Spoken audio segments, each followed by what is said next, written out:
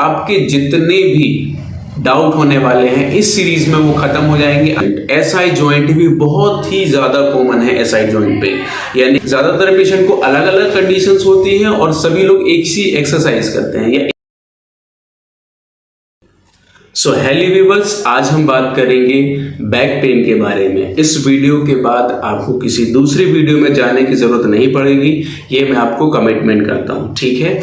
इस वीडियो में हम क्या समझेंगे, इसमें हम समझेंगे कमर दर्द के कितने कारण होते हैं, सारे कारण, इसके बहुत सारे कारण होते हैं। और आप किसी भी रैंडमली किसी भी वीडियो की एक्सरसाइज को आप परफॉर्म करते हैं और या मेडिकल स्टोर से आप मेडिसिन लेके खाते हैं और आपको आराम नहीं आता है, तो पहले उसका कारण ये है कि आपको आपके बैक पेन का कारण ही पता नहीं है और आप ट्रीटमेंट कुछ भी मन से किए जा रहे हैं। सो इस वीडियो में ये चीज आपकी बिल्कुल क्लियर हो जाएगी, ठीक है।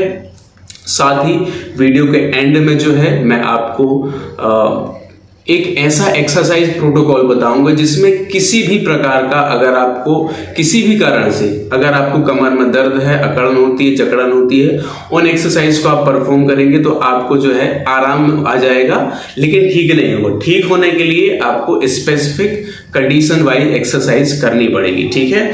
सो बिना टाइम वेस्ट किए हम चलते हैं अपनी वीडियो की तरफ, ठीक है। तो सबसे पहले हम समझते हैं बैक पेन यानी कि आपके पीठ का जो ये नीचे वाला हिस्सा है, अगर इसमें आपको कभी अकड़न होती है, जकड़न होती है, आप अगर बैठे बैठे उठते हैं फिर आपको थोड़ी देर रुकना पड़ता है, आप नीचे झुक नहीं पाते हैं या नीचे से कुछ वजन उठाते हैं, उस वक्त आपको दिक्कत हो।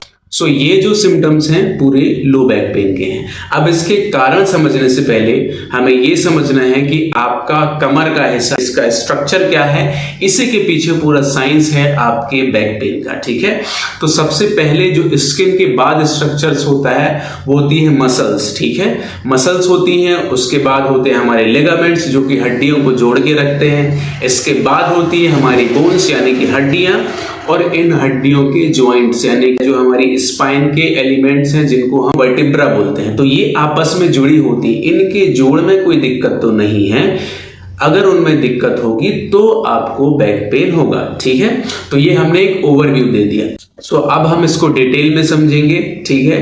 तो सबसे पहले हम समझते हैं मसल्स। आपकी मसल्स कैसे आपके बैक पेन को क्रिएट कर सकती हैं। देखिए, जो मसल्स है ये हमारी हड्डियों को सपोर्ट करती हैं। तो अगर ये मसल्स एक्सेसिव टाइट हो जाए या इनमें कोई मसल्स वीक हो जाए, किसी मसल्स में ट्रिगर पॉइंट बन जाए, मोस्टली ट्रिगर पॉइंट हमारी जो कूल्हे की यहाँ पे एक मसल्स होती है जिसको हम बोलते हैं ग्लूटियस मीडियस, अगर इसमें ट्रिगर पॉइंट बन जाता है, ये मसल टाइट हो जाती है, इसमें स्पाज्म हो जाता है, तो पेशेंट को पूरा बैक पेन होता है और कई बार ये पेन एक पैर में भी आने लगता है। अब जो है मसल्स के बाद बहुत ही कॉमन कारण जो होता है बैक पेन का वो होती है हमारी इंटरवर्टिब्रल डिस्क। अब ये इंटरवर्टिब्रल डिस्क क्या होती है, जो हमारी स्पाइन है इनके बीच बीच में एक कुशन लाइक मटेरियल होता है जो कि शॉक एब्जॉर्प्शन का काम करता है।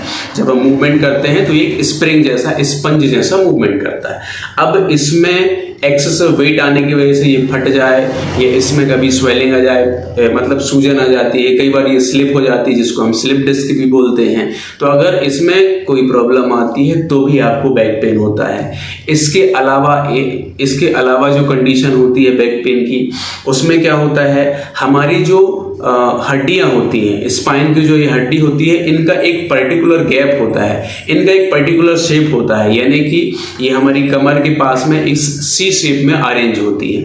अब अगर ये कई बार स्ट्रेट हो जाती है या कई बार एक्सेसिव मुड़ जाती है, कई बार ये एस शेप में साइड में इसका कर्वेचर हो जाता है, तो अगर ये एबनॉर्मेलिटी आती है आपकी स्पाइन में तो भी आपको बैक पेन होता है। इसके बाद वो भी बहुत ही कॉमनेस्ट कंडीशन है, मैं ये कॉमन इसलिए बोलते जा रहा हूँ क्योंकि ये ज्यादातर पेशेंट को अलग अलग कंडीशंस होती हैं और सभी लोग एक सी एक्सरसाइज करते हैं या एक ही टाइप की मेडिसिन आप यूज करते हैं, पेन किलर खाते हैं और आपको लगता है कि हमको आराम क्यों नहीं आ रहा है। इसीलिए पहले आपको कारण को समझना पड़ेगा, ठीक है।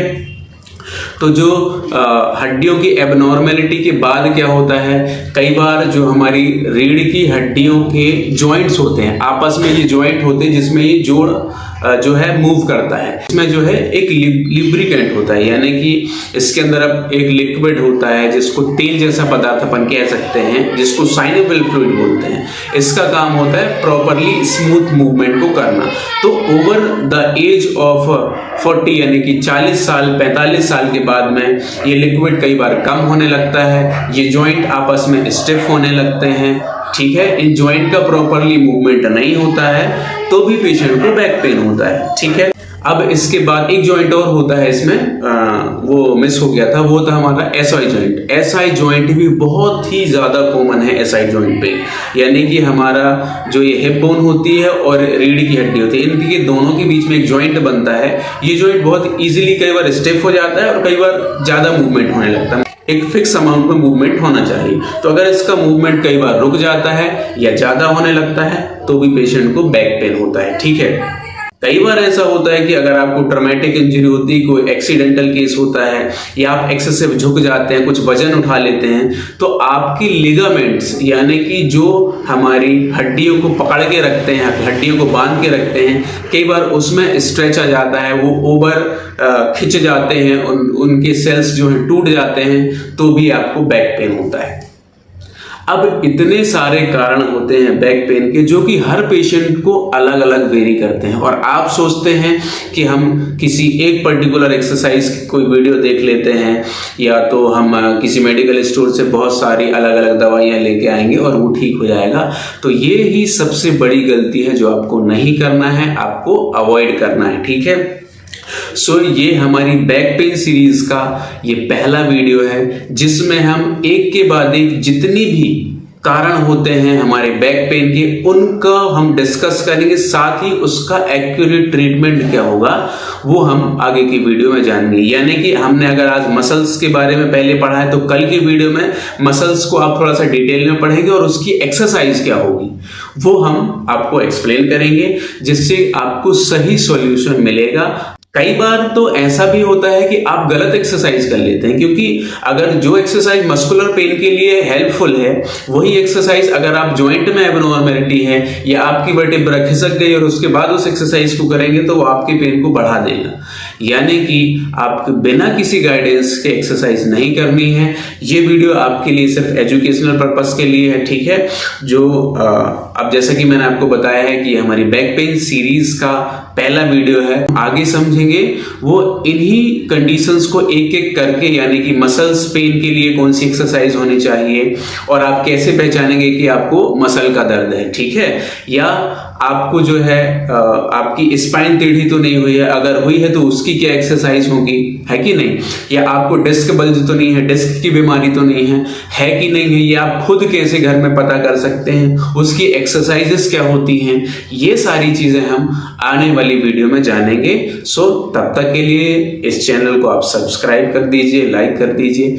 जितने भी आपके कलीग्स हैं, आपके फ्रेंड्स हैं जिनको की बैक पेन है, उनको जरूर इस वीडियो को शेयर कर दीजिए। आपके जितने भी डाउट होने वाले हैं इस सीरीज में वो खत्म हो जाएंगे। आपके बैक पेन का ये सॉल्यूशन साबित हो सकता है ये बैक पेन सीरीज। मिलते हैं हम अपनी नेक्स्ट वीडियो में। वीडियो को अंत तक देखने के लिए आपका दिल से बहुत बहुत धन्यवाद।